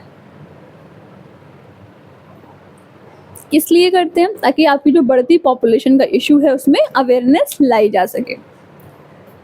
नेक्स्ट क्वेश्चन है आपका, what is the difference between isolation and quarantine. Quarantine term आपने सुना होगा, मुझे पता है कोविड के टाइम सबने सुना होगा, क्वारंटाइन बहुत ज़्यादा करा जा रहा था। तो दोनों में डिफरेंस क्या है, आइसोलेशन और क्वारंटाइन में। बोलो, एक है कि आइसोलेशन हेल्दी पीपल के लिए होता है, क्वारंटाइन जो होगा वो सिक पीपल के लिए होगा। एक है आपका कि आइसोलेशन का मतलब होता है कि इन्फेक्टेड पीपल से सेपरेट करना, क्वारंटाइन का मतलब होता है कि हेल्दी पीपल को एक्सपोजर से बचाना। बोलो दोनों सेम है या फिर आइसोलेशन बच्चों के लिए करा जाता है, बताओ करेक्ट आंसर क्या होगा? Option number B. ठीक है बच्चों, आइसोलेशन जो होता है बच्चों आपका वो इन्फेक्टेड इंडिविजुअल्स के लिए होता है, वहीं क्वारंटाइन जो होता है वो आपका एक्सपोज्ड मतलब जो ऐसे लोग जो आपके इन्फेक्शन से एक्सपोज हो चुके हैं उनके लिए होता है। ठीक है, next question, pandemic refers to what? Pandemic किसे कहते हैं? ये भी आपने सुना होगा, कोविड को पैंडेमिक डिक्लेयर कर दिया गया था, WHO ने पैंडेमिक बोल दिया था। पैंडेमिक का मतलब क्या होता है? आपके ऑप्शंस हैं, disease limited to one village, मतलब ऐसी बीमारी जो सिर्फ एक विलेज में है। Disease affecting one country only, मतलब ऐसी बीमारी जो सिर्फ एक देश को प्रभावित कर रही है। वर्ल्ड वाइड, मतलब पूरी दुनिया में फैल चुकी है, बहुत सारी कंट्रीज में वो बीमारी फैल गई है। एक है कि सीजनल बीमारी है, मतलब मौसम की बीमारी है, कभी कभी होती है। बताओ पैंडेमिक का मतलब क्या होगा? ये क्वेश्चन गलत नहीं हो सकते, ये कोविड के टाइम सबने सुने हैं, तो करेक्ट आंसर क्या बनेगा? Option number C. ठीक है, पैंडेमिक का मतलब होता है कि ऐसी बीमारी जो वर्ल्ड वाइड फैल चुकी है उसे बोलते हैं pandemic. Next question, what is the most common type of nosocomial infection? Nosocomial infection का मतलब होता है ऐसा इन्फेक्शन जो पेशेंट जब हॉस्पिटल में आया था तब उसको नहीं था, हॉस्पिटल में इलाज कराया, उस ड्यूरेशन में उसको जो इन्फेक्शन लगा उसे बोलते हैं नोजोकोमियल इन्फेक्शन या फिर हॉस्पिटल एक्वायर्ड इन्फेक्शन। ठीक है, तो इसमें से कौन सा वाला है ये पूछा गया है। स्किन का infection, urinary tract infection, eye infection या फिर बोन इन्फेक्शन? बताओ कौन सा होगा? करेक्ट आंसर क्या होगा आपका? Option number B. ठीक है, यूटीआई, यूरिनरी ट्रैक्ट इन्फेक्शन जो है बच्चों आपका ये most common hospital acquired infection है। ठीक है, ये आपका किससे होता है? कैथीटर डालते हैं, यूरिनरी कैथीटर, उससे होता है। Next question, which globulin is known as macroglobulin? ठीक है, इनमें आपके जो ग्लोबुलिन दे रखे हैं मैक्रो किसे बोलते हैं? IgA, IgM, IgG और IgE। बताओ करेक्ट आंसर क्या होगा? Option number C. ठीक है, IgG जो है आपका लार्जेस्ट इम्यूनोग्लोबुलिन होता है, इस वजह से इसको मैक्रोग्लोबुलिन भी कहा जाता है। नेक्स्ट क्वेश्चन है, the term vaccine was coined bye whom? मतलब जो टर्म है ना वैक्सीन, ये किसने दिया था? आपके ऑप्शन हैं Louis Pasteur, Edward Jenner, Robert Koch और एक आपका ऑप्शन है अलेक्जेंडर फ्लेमिंग। बताओ किसने दिया? करेक्ट आंसर क्या होगा? Option number A, Louis Pasteur ने। ठीक है, ये आपका क्या दिया था? वैक्सीन टर्म कॉइन करा था। ठीक है, नेक्स्ट क्वेश्चन है आपका, vaccine should never be administered through which route? ठीक है, मतलब कौन सा रूट है जिससे कभी भी वैक्सीन नहीं दी जाती है? आपके ऑप्शंस हैं oral route, intramuscular route, intravenous और सबक्यूटेनियस। वैक्सीन का अगर आपको लेटेस्ट वाला चार्ट चाहिए, इम्यूनाइजेशन शेड्यूल का चार्ट चाहिए, तो मुझे कमेंट सेक्शन में बताना, मैं अपने टेलीग्राम ग्रुप पे या फिर कम्युनिटी पोस्ट में अपलोड कर दूंगी, तो वहाँ से आप उसको लर्न कर लेना। ठीक है, करेक्ट आंसर क्या होगा? Option number C. ठीक है, कोई भी वैक्सीन बच्चों कभी भी इंट्रावीनस नहीं दी जाती है। ठीक है, ओरल देते हैं, ओरल पोलियो वैक्सीन देखिए ना, पोलियो की 2 बूंद पिलाते हैं जो वो, लेकिन IV कभी नहीं देते हैं। नेक्स्ट क्वेश्चन है, व्हेन इज आयुष्मान भारत दिवस सेलिब्रेटेड? ठीक है, आयुष्मान भारत दिवस कब मनाया जाता है? आपके ऑप्शंस हैं 30 जनवरी, 30 अप्रैल, 15 अगस्त और 2 अक्टूबर को। बताओ आयुष्मान भारत दिवस कब मनाते हैं? आयुष्मान कार्ड के बारे में आपने सुना होगा, तो उससे रिलेटेड ही है। करेक्ट आंसर क्या होगा? ऑप्शन नंबर बी, 30 अप्रैल। हर साल 30 अप्रैल को आयुष्मान भारत दिवस मनाया जाता है और आयुष्मान कार्ड से रिलेटेड क्वेश्चन आ चुका है उत्तराखंड BSc नर्सिंग में, तो इसको ध्यान रखना। Next question, what is the full form of BCG? ठीक है, BCG की फुल फॉर्म क्या होगी? Bacillus Calmette Guérin, bacterial control group, bacillus common germ और बायोलॉजिकल केयर गाइड। BCG एक वैक्सीन है। ठीक है, इतना बता देती हूँ, बोलो करेक्ट आंसर क्या होगा? और अब तक जिसने लाइक नहीं करा है तो प्लीज़ जा करके लाइक कर देना फटाफट से सेशन को। ठीक है, क्योंकि लाइक से आपको बहुत मोटिवेशन मिलता है मुझे। करेक्ट आंसर क्या होगा? Option number A. ठीक है, बेसिलस कैलमेट ग्यूरिन, ये आपकी TB से बचाती है। ठीक है, BCG वैक्सीन आपकी TB से बचाती है। Next question, oral polio vaccine और inactivated polio vaccine was discovered by? ठीक है, पोलियो वैक्सीन 2 टाइप की होती है, ओरल एक इनएक्टिवेटेड। उनको डिस्कवर्ड किसने करा था? एडवर्ड जेनर और पास्चर ने, जोनास साक और एल्बर्ट सैबिन ने, कोच और फ्लेमिंग ने, वॉटसन और क्रिक ने। बताओ किसने करा था? क्या होगा correct answer? Option number A. ठीक है, सॉक और सैबिन की वैक्सीन भी कहा जाता है। ठीक है, जोनास सॉक ने आईपीवी करी थी, सैबिन ने जो थी वो ओरल पोलियो वैक्सीन करी थी। Next question, which was the first vaccine developed in India? मतलब भारत में पहली वैक्सीन जो बनाई गई थी वो कौन सी थी? आपके ऑप्शन हैं कोवैक्सीन, बीसीजी, प्लेग और टाइफाइड वैक्सीन। बोलो करेक्ट आंसर क्या बनेगा? Option number C. ठीक है, प्लेग। प्लेग की जो वैक्सीन थी आपकी वो इंडिया में बनाई गई थी। Next question, prepared ORS solution can be use up to how long? ठीक है, जब भी आपको वॉमिटिंग होती है, डायरिया होता है, अगर वो मॉडरेट है तो डॉक्टर आपको ओआरएस के पाउच लिख के दे देंगे, ये ओआरएस जो है इसको दिन में घोल करके पानी में पीना, तो पानी की जो कमी है आपकी वो ठीक हो जाएगी। ठीक है, तो अगर आपने सपोज कर लो कि अभी जैसे आपने एक ओआरएस का पैकेट जो है वो आपने बनाया, तो उसको आप कब तक पी सकते हो ये पूछा गया है। ठीक है, तो बताओ कब तक पियोगे? आपके ऑप्शंस हैं 6 आवर, 12 आवर, 24 आवर और 48 आवर्स। बोलो करेक्ट आंसर क्या होगा? Option number C. ठीक है, ओआरएस के आपने अगर एक बार ओआरएस बनाया तो उसको 24 घंटे के अंदर अंदर खत्म कर लो, उस पैकेट उस पानी को पी लो। अगर उसके बाद पियोगे तो वो खराब हो जाएगा, कंटामिनेट हो जाएगा। ठीक है, 24 घंटे तक ही पी सकते हो। अब मुझे कमेंट सेक्शन में बताओ कि ओआरएस की फुल फॉर्म क्या होती है। Next question, when is world ORS day celebrated? ठीक है, ओआरएस डे। अब आप बोलोगे मैम ओआरएस डे भी होता है, ये भी कोई डे है? तो हाँ, ये डे होता है, इसे मनाया जाता है। ठीक है, आपके ऑप्शन हैं 25 जुलाई, 29 जुलाई, 5 मई और एक आपका ऑप्शन है 1 दिसंबर। बताओ ओआरएस डे कब मनाते हैं? ऐसे भी क्वेश्चंस आते हैं। ठीक है, तो इसलिए हमने कोई रिस्क नहीं लेना है इस बार, सारे क्वेश्चंस को अच्छे से करना है, क्योंकि लास्ट ईयर भी जो मैंने क्वेश्चंस कराए थे नर्सिंग एप्टीट्यूड के, उनमें से बहुत सारे क्वेश्चन एज इट इज़ आपको देखने को मिले थे। ठीक है, बच्चों का काफ़ी अच्छा रिस्पॉन्स था, तो आप मेरे कम्युनिटी पोस्ट में जाके भी देख लेना, बच्चों ने कमेंट्स कर रखे हैं। तो इस बार भी हम जितना भी हमारा पॉसिबल है हम सब कुछ कवर करने की कोशिश करेंगे इस लेक्चर में। करेक्ट आंसर क्या होगा? ऑप्शन नंबर बी, 29 जुलाई। ठीक है, 29 जुलाई को आपका ओआरएस डे सेलिब्रेट करा जाता है ओरल रिहाइड्रेशन थेरेपी के लिए। ठीक है, नेक्स्ट क्वेश्चन है NHM was launched in which year? ठीक है, नेशनल हेल्थ मिशन को किस ईयर में लॉन्च करा गया था? 2000, 2005, 2013 और 2020। बोलो एनएचएम को कब करा गया था? करेक्ट आंसर क्या होगा? Option number C. ठीक है, 2013 में आया है national health mission. Next question, iodine deficiency can lead to what condition? मतलब अगर आप जो नमक खा रहे हो उसमें आयोडीन नहीं है तो उससे आपको कौन सी बीमारी हो सकती है? रिकेट्स, स्कर्वी, गोइटर और बेरी। कहते हैं ना नमक जो खाओ वो आयोडीन नमक खाओ, इसीलिए बोला जाता है। तो करेक्ट आंसर क्या होगा? Option number C, goitre. हाँ, मुझे पता था ये क्वेश्चन आपका गलत नहीं होगा, क्योंकि आपने बायो में बहुत अच्छे से पढ़ रखा है। आयोडीन डेफिशिएंसी से बच्चों क्या होगा? थायराइड ग्लैंड बहुत बड़ा हो जाएगा, जिसे बोलते हैं गोइटर।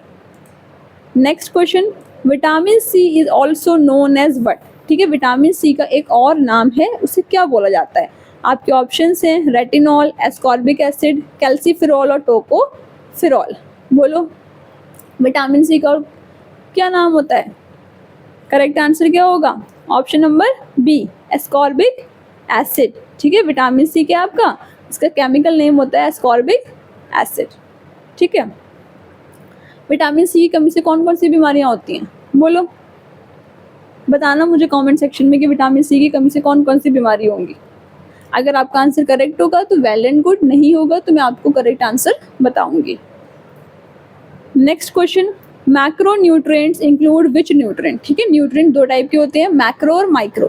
तो मैक्रो में कौन कौन से आते हैं? Vitamin, minerals, carbohydrate, protein and fat, iron और आयोडीन और एंजाइम्स। बताओ मैक्रो न्यूट्रिएंट्स में क्या आएंगे? करेक्ट आंसर क्या होगा? ऑप्शन नंबर बी, ठीक है। मैक्रो का मतलब ज़्यादा अमाउंट, मैक्रो का मतलब होता है ज़्यादा बड़ा, ठीक है। तो मैक्रो में आते हैं कार्बोहाइड्रेट, प्रोटीन, फैट्स, ये सब आपकी बहुत ज़्यादा लार्ज अमाउंट में एनर्जी और ग्रोथ में हेल्प करते हैं, ठीक है। नेक्स्ट क्वेश्चन है what is the normal BMI range for adults, ठीक है। बॉडी मास इंडेक्स, बीएमआई की फुल फॉर्म होती है बॉडी मास इंडेक्स, लिख लेना, क्वेश्चन में कभी कभी फुल फॉर्म भी पूछ लेता है।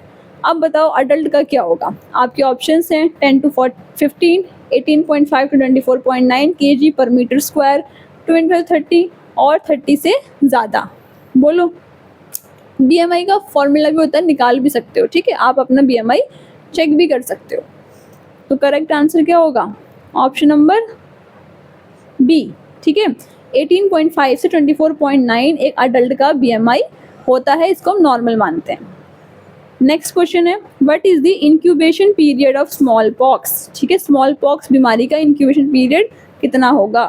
आपके ऑप्शंस हैं 1 to 3 days, 7 to 14 days, 20 to 30 days, 40 days। बताओ कितना होगा, स्मॉल पॉक्स की बात हो रही है, ठीक है। करेक्ट आंसर क्या होगा, ऑप्शन नंबर बी, ठीक है। 7 to आपके 14 डेज, सॉरी यहाँ पे टाइपिंग में मिस्टेक हो गई है, 7 to 14 डेज होगा, ठीक है। 7 to 17 डेज नहीं होता है। इंक्यूबेशन पीरियड मतलब होता है कि ये सिम्टम्स अपीयर हों उससे पहले का टाइम है, ठीक है। नेक्स्ट क्वेश्चन है आपका which disease is known as 4th day fever, ठीक है। 4th डे फीवर के नाम से भी जाना जाता है, कौन सी बीमारी है।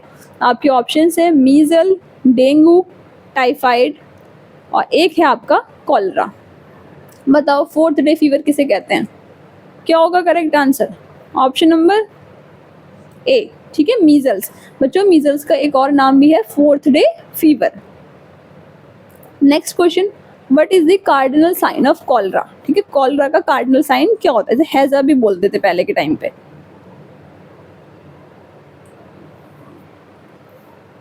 करेक्ट आंसर क्या होगा, आपके ऑप्शंस हैं bloody stool, rice water stool, constipation और स्किन रैश। मतलब आपके स्टूल में खून आ रहा है, राइस वाटर है, कब्ज हो गया या फिर स्किन में रैशेज आ गए हैं। किस साइन को देख के बोलोगे कि कॉलरा हो गया है। करेक्ट आंसर क्या होगा, ऑप्शन नंबर बी, ठीक है, राइस वाटर स्टूल, ठीक है। ये आपका कॉलरा का कार्डिनल साइन है, मतलब सिर्फ और सिर्फ कॉलरा में ही देखने को मिलता है। Next question when did WHO declare India free from small pox, मतलब इंडिया ने स्मॉल पॉक्स को कब इरेडिकेट कर दिया था, कब WHO ने बोला कि हाँ इंडिया में अब स्मॉल पॉक्स बीमारी नहीं है, ठीक है। लास्ट केस कब आया, इसकी बात हो रही है। आपके ऑप्शंस हैं 4 जनवरी 1965, 5 मई 1975, 23 अप्रैल 1977 और 10 अगस्त 1980। बताओ इंडिया से स्मॉल पॉक्स कब गया था। ये क्वेश्चन पूछा जाता है, ये बहुत फेवरेट क्वेश्चन है, एग्जामिनर का रिपीट होता रहता है ये। तो करेक्ट आंसर क्या होगा, ऑप्शन नंबर सी, 23 अप्रैल 1977 को इंडिया ने सक्सेसफुली इरेडिकेट कर दिया था स्मॉल पॉक्स को, ठीक है। इंडिया की बात हो रही है, वर्ल्ड की बात नहीं कर रही हूँ, यहाँ पे इंडिया की बात कर रही हूँ। Next question which test is commonly use to diagnose typhoid fever, मतलब आपके पेशेंट को टाइफाइड फीवर हो गया है तो एज अ नर्स आप कौन से टेस्ट कराओगे, ठीक है, या फिर डॉक्टर ने कौन सा टेस्ट प्रिस्क्राइब करा होगा। आपके ऑप्शंस हैं Mantoux test, Widal test, ELISA और ECG। बोलो क्या होगा correct answer, option number B, Widal test, ठीक है। बच्चों विडाल टेस्ट जो होता है आपका वो साल्मोनेला टाइफी जो बैक्टीरिया है उसको डायग्नोज करने के लिए होता है, टाइफाइड फीवर में कराते हैं विडाल टेस्ट, ठीक है। मॉन्टॉक्स टेस्ट TB के लिए होगा, एलिसा करते हैं HIV के लिए, ठीक है। ECG क्या है हमारा, इलेक्ट्रोकार्डियोग्राम है, तो इन सबको भी ध्यान रखना। नेक्स्ट क्वेश्चन है leprosy is also known as what, ठीक है। लेप्रोसी का एक और नाम है, क्या है, Hansen disease, Addison disease, Grave disease या पार्किंसन डिजीज। बताओ लेप्रोसी का एक और नाम क्या, कुष्ठ रोग बोलते हैं लेप्रोसी को हिंदी में, कुष्ठ रोग।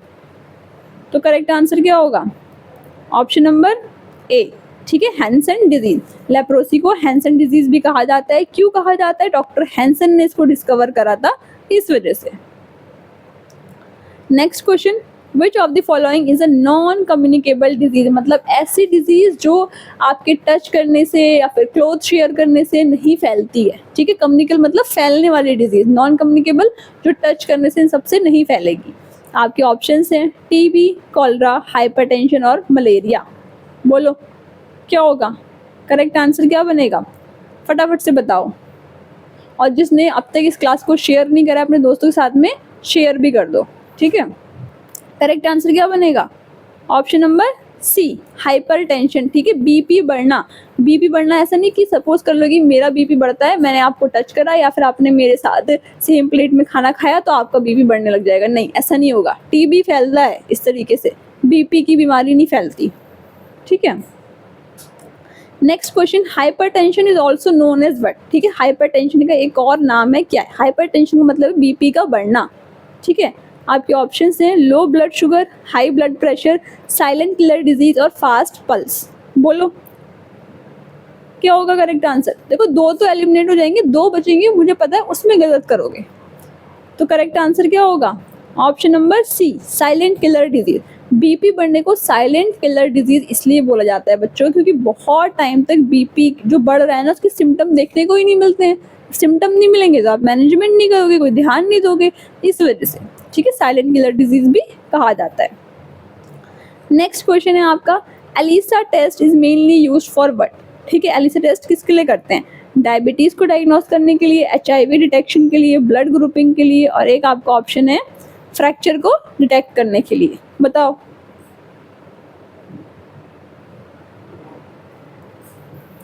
करेक्ट आंसर क्या होगा? ऑप्शन नंबर बी, ठीक है। एलिसा टेस्ट करते हैं, एलिसा की फुल फॉर्म होती है एंजाइम लिंक्ड इम्यूनोसॉर्बेंट एसे, ठीक है, लिख लेना, एंजाइम लिंक्ड इम्यूनोसॉर्बेंट एसे। इसको एचआईवी को डिटेक्ट करने के लिए करा जाता है, ठीक है। नेक्स्ट क्वेश्चन है आपका, अ नर्स स्पीक पोलाइटली, मतलब बहुत प्यार से बात करती है, एम्पैथी शो करती है और पेशेंट्स की बातों को ध्यान से सुनती भी है। तो नर्स में कौन सी क्वालिटी है, ये पूछा गया है। आपके ऑप्शंस हैं नेग्लिजेंस, सिंपैथी, कम्युनिकेशन स्किल और एम्पैथी और एग्रेशन। बताओ क्या होगा correct answer? Option number C, ठीक है, कम्युनिकेशन स्किल और एम्पैथी, ठीक है। एक अच्छी नर्स के अंदर ये सारी क्वालिटी देखने को मिलती हैं। Next question, which department in a hospital deal with lab investigation, ठीक है। लैब इन्वेस्टिगेशन कौन से डिपार्टमेंट में होती है? आपके ऑप्शन है ओपीडी, फार्मेसी, लैब डिपार्टमेंट और लॉन्ड्री। बताओ ओपीडी की फुल फॉर्म क्या होगी? बोलो आउट पेशेंट डिपार्टमेंट, आईपीडी की होती है इन पेशेंट डिपार्टमेंट, ठीक है। तो करेक्ट आंसर क्या होगा? ऑप्शन नंबर सी, ठीक है, लैब में, लैब में सारे आप डायग्नोस्टिक टेस्ट कराओगे, ठीक, खून की जांचें। नेक्स्ट क्वेश्चन है आपका इएट्रोफोबिया, ठीक है। इएट्रोफोबिया क्या होता है? आपके ऑप्शंस हैं fear of water, fear of doctor, fear of blood और फियर ऑफ डार्कनेस। बोलो इएट्रोफोबिया किसे कहते हैं? करेक्ट आंसर क्या होगा? फोबिया का मतलब डर होता है, ठीक है। इएट्रोफोबिया किसका डर होगा? करेक्ट आंसर बनेगा option number B, fear of doctor, ठीक है। डॉक्टर से डर लगता है बहुत सारे लोगों को, से बोलते हैं इएट्रोफोबिया, ठीक है। मेडिकल ट्रीटमेंट या फिर डॉक्टर से जब डर लगता है तो उसे बोलते हैं iatrophobia. Next question, what is mysophobia? Phobia से भी क्वेश्चंस आ जाते हैं। माइसोफोबिया किसे कहते हैं? Fear of germs and dirt, fear of height, fear of pain और फियर ऑफ इंजेक्शन। बोलो माइसोफोबिया क्या होगा? करेक्ट आंसर बनेगा ऑप्शन नंबर ए, ठीक है, fear of germs and dirt, मतलब उस इंसान को हमेशा दिमाग में ये वहम रहेगा, डर रहेगा कि मेरे हाथों में जर्म्स ना लग गए हो, डर्ट ना आ गई हो, ठीक है, इसे बोलते हैं माइसोफोबिया। नेक्स्ट क्वेश्चन है व्हाट इज हेमाटोमेसिस? ये मैं बता चुकी हूँ, क्या होगा करेक्ट आंसर? अब मुझे बताओ फटाफट से। Blood in urine, vomiting of blood, blood in stool और ब्लीडिंग फ्रॉम नोज। बोलो करेक्ट आंसर क्या बनेगा? ऑप्शन नंबर बी, ठीक है, वॉमिटिंग ऑफ ब्लड। एमेसिस का मतलब हमेशा वॉमिटिंग है, हिमैट का मतलब ब्लड, हिमैटोमेसिस वॉमिटिंग इन ब्लड, हिमैट्यूरिया मतलब यूरिन में ब्लड आ रहा है, ठीक है। ब्लीडिंग फ्रॉम नोज मतलब epistaxis. Next question, what is gingivitis? Gingivitis, itis, ITIS लगा है ना लास्ट में, इसमें ITIS का मतलब होता है इन्फ्लामेशन। ये कहीं भी किसी वर्ड के आगे पीछे से जाके लग जाए आइटिस मतलब इन्फ्लामेशन, सूजन हो गई है वहाँ पे। अब जिंजिवाइटिस का पूछा है, inflammation of gums, infection of lung, bone fracture और किडनी डिजीज। बताओ, अब मैंने यहाँ पे आंसर बता चुकी हूँ, करेक्ट आंसर क्या होगा? ऑप्शन नंबर ए, ठीक है, गम्स का इन्फ्लामेशन हो जाता है, जब सूजन आ जाती है तो बोलते हैं जिंजिवाइटिस, वाइटिस क्यों होती है? पुअर ओरल हाइजीन, मतलब आप ठीक से ब्रश नहीं कर रहे हो। नेक्स्ट क्वेश्चन है आपका, अब देखो ये हमारे कुछ पिक्चर बेस्ड भी रखे हैं, ठीक है। तो ये आपकी क्या है? कैनुला की इमेज है। आपका आईवी कैनुला कुछ इस तरीके का दिखता है, ठीक है। ये आपका सेकंड वाला स्टेलेट है, बीच में जो है ये आपका पूरा आईवी कैनुला है, ठीक है। नेक्स्ट है आपका स्टेथोस्कोप। स्टेथोस्कोप किस लिए होता है? ऑस्कल्टेशन के लिए होता है। आईवी कैनुला किस लिए होता है? आईवी फ्लूइड्स को देने के लिए, ठीक है। ये आपका पूरा स्टेथोस्कोप है। नेक्स्ट है आपका ये, इसे क्या कहते हैं? ईसीजी मशीन, ठीक है, इलेक्ट्रोकार्डियोग्राफ, ठीक है। यहाँ से आप अपने पेशेंट की जो हार्ट की इलेक्ट्रिकल एक्टिविटीज है उनको चेक कर सकते हो, ठीक है। ये आपके ईसीजी पेपर है। नेक्स्ट क्वेश्चन है आपका ये, इसे क्या बोलते हैं? ग्लूकोमीटर, ठीक है। ब्लड शुगर लेवल को चेक करने के लिए ग्लूकोमीटर। इमेज बेस्ड क्वेश्चंस आते हैं इसलिए पिक्चर्स दिखा रही हूँ ताकि वहाँ पे पिक्चर आए तो ऐसे कंफ्यूज ना हो जाओ कि कौन सी किस चीज़ की फोटो है। तो ध्यान रखना, ये ग्लूकोमीटर की है, इससे ब्लड शुगर लेवल चेक करते हैं, ठीक है, डायबिटीज़ के पेशेंट में। ये है आपकी किडनी ट्रे, ठीक है। कोई प्रोसीजर करते हो तो सारा वेस्ट किस में कलेक्ट करोगे? किडनी ट्रे में करोगे। किडनी ट्रे इसलिए बोलते हैं कि थोड़ा बीन शेप, किडनी शेप का इसका शेप होता है, इस वजह से। नेक्स्ट क्वेश्चन है आपका इंजेक्शन, ठीक है। इंजेक्शन ऐसा दिखता है, पूरा यहाँ पे निडल है, प्लंगर है, सब कुछ है। ये इंजेक्शन आपका इस तरीके का दिखेगा। नेक्स्ट क्वेश्चन है आपका थर्मामीटर, ठीक है। ये आपका क्या है? क्लिनिकल थर्मामीटर है, मरकरी वाला, कांच वाला, ठीक है। यहाँ पे मरकरी दिख रही है आपको, इस तरीके का दिखता है ये। नेक्स्ट क्वेश्चन है आपका ये, ठीक है। ये आपका होता है बायो हजार्ड का सिंबल।